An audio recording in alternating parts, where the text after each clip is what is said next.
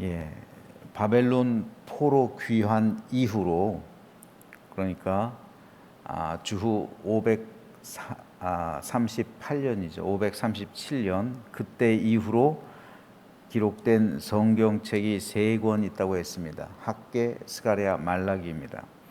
학개는 이제 어제까지 살펴보았던 것처럼 주전 520년 6월에서 12월 사이에 기록되어 있고요.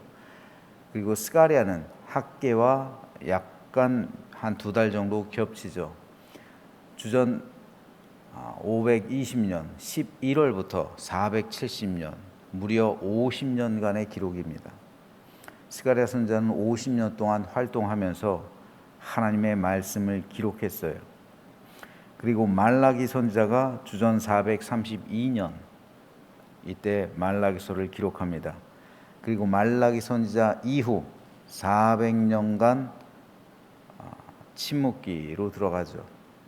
그리고 세례 요한이 나오기까지 이 400년을 신구약 중간기라고 하는 거예요. 그리고 이 중간기 때 알렉산더 대왕이 나왔고 유명한 그런 헬라 제국 흥망성쇠가 있었고요. 그리고 유대인들 사이에서도 굉장히 큰 정치적이고 사회적이고 신앙적인 격변의 시기가 있었습니다. 그래서 이것을 신구약 중간기라고 합니다.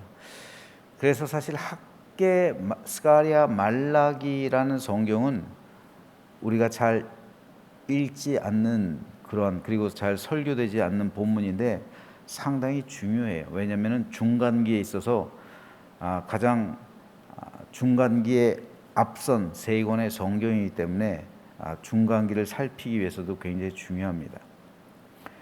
그런데 구약 성경에 보면은 묵시문학서가 세 권이 있어요. 즉 요한계시록과 같은 그 성경을 묵시문학에 속한 성경이라고 책이라고 하거든요.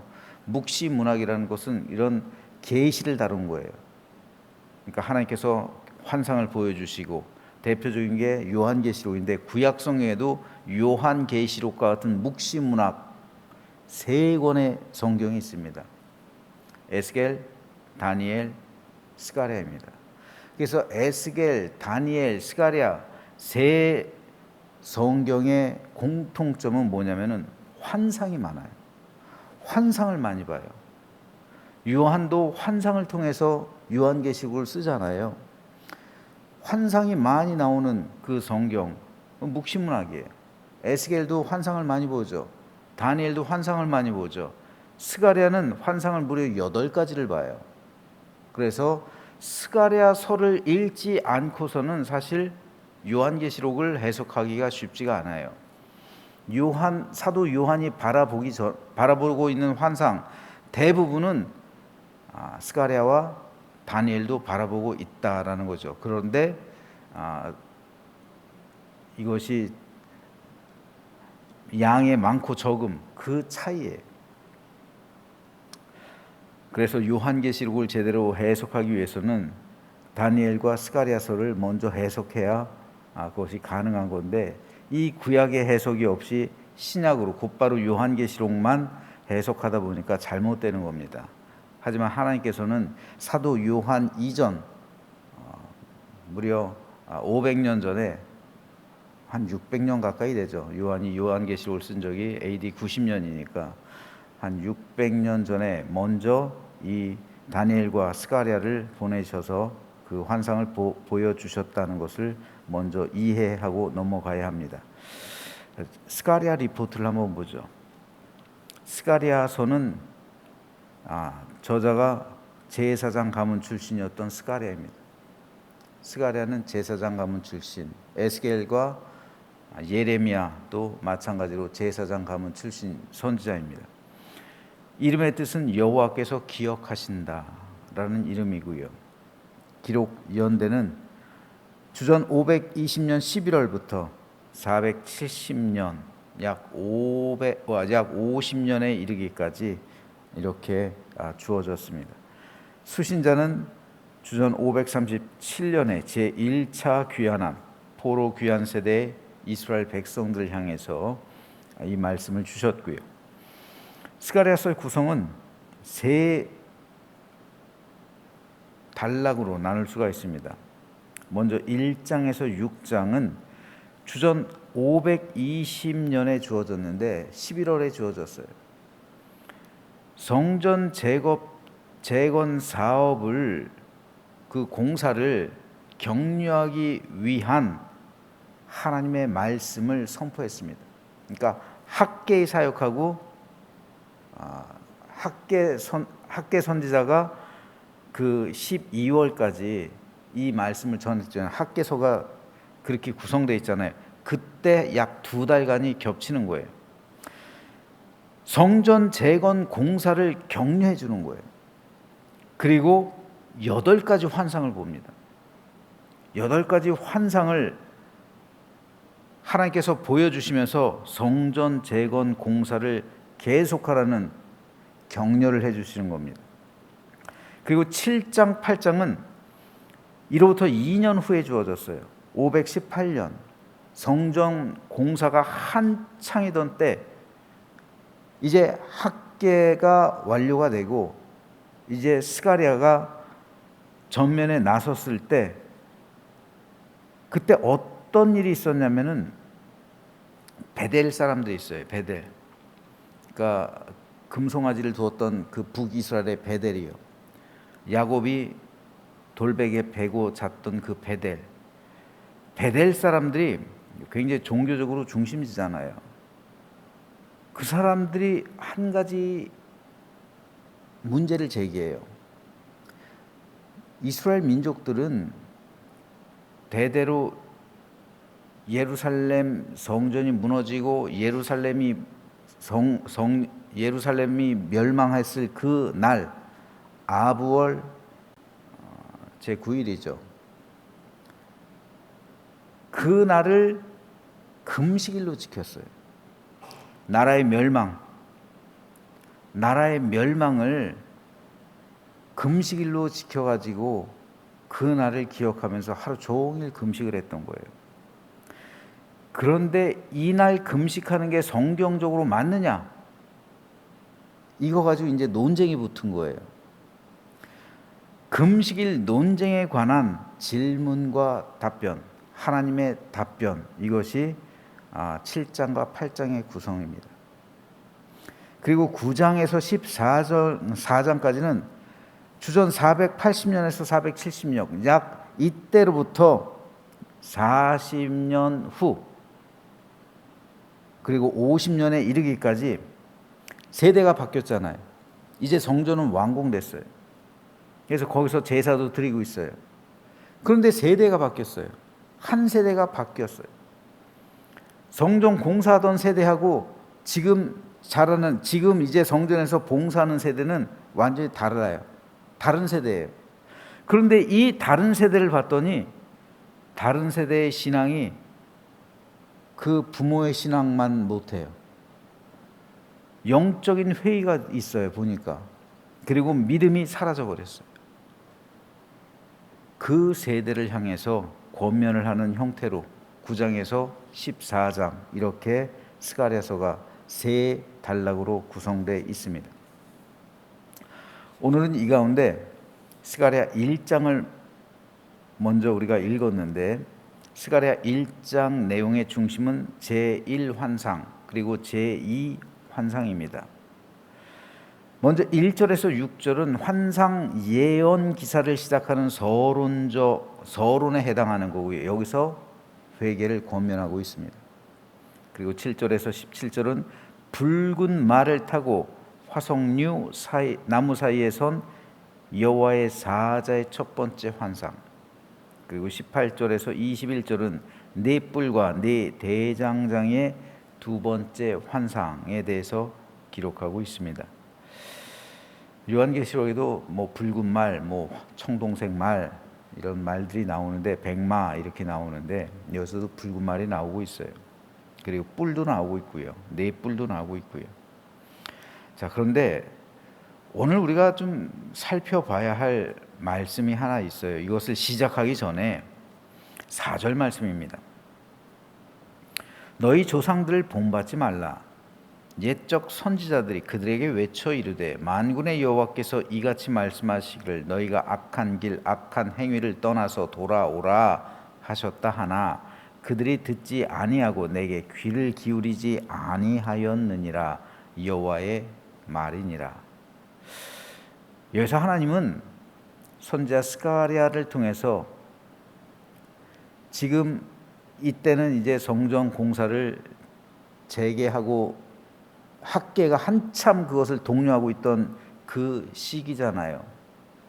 그래서 스가랴도 여기에 동참해서 이제 하나님의 말씀으로 위로를 하고 격려하는 그런 메시지예요. 그래서 1장부터 그렇게 돼 있다고 그랬잖아요. 방금 전에 말씀드렸죠. 6장까지가. 그래서 8가지 환상을 보여줬다고 말씀드렸죠. 자, 그런데 한편으로 생각해 보면 왜 이들이 이런 고생을 해야 되나?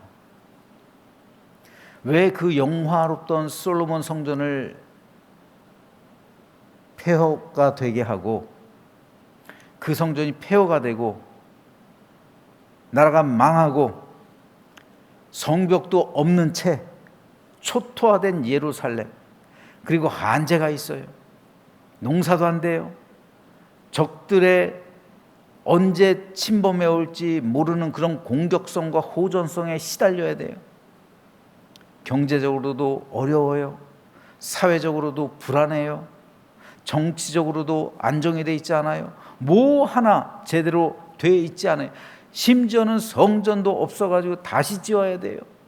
왜 이렇게 됐냐는 거죠. 하나님께서 말씀하십니다. 그 원인을 말씀하시는 거예요. 너희 조상들 때문이다. 너희 조상들 지금 너희도 본받지 말라는 거예요. 너희 조상들의 그 길을 따르지 말라는 거예요. 본받다는 게 뭡니까? 그대로 행한다는 거잖아요. 닮아간다는 거잖아요. 너희 조상들 닮아가지 말라는 거예요. 그들의 길, 그들이 행했던 그 길을 따라가지 말라는 겁니다. 선지자들이 그렇게 외쳤는데, 예레미야가 그렇게 외쳤는데 고집 세게 결국은 하나님의 말씀에 순종하지 않고 악한 길로 행하고 악한 행위를 해서 너희가 그 결과가 지금 이것이다라는 것이죠. 그러니 너희 또한 마찬가지라는 거예요.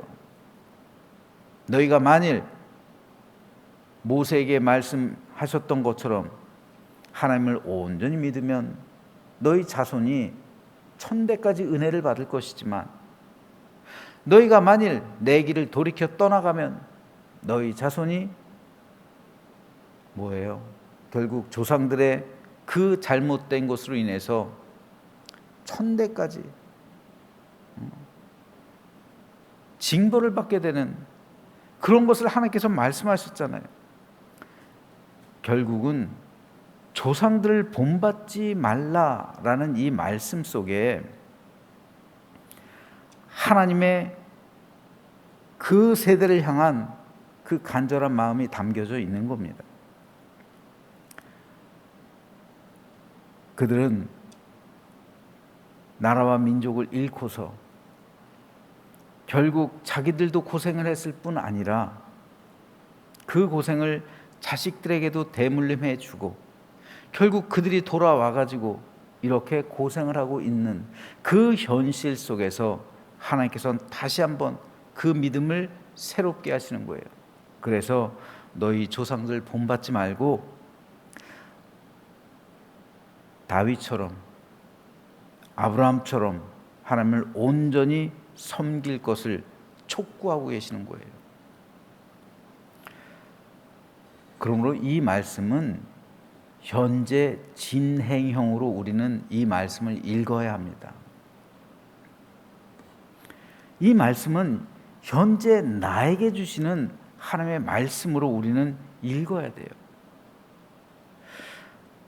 내가 또 누군가의 조상이 되잖아요.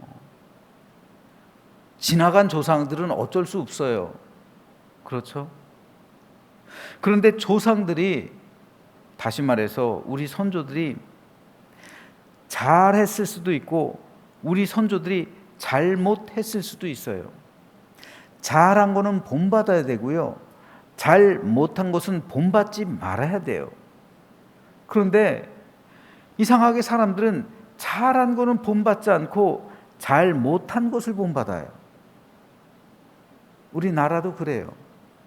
우리나라도 조상들이 잘한 게 있어요.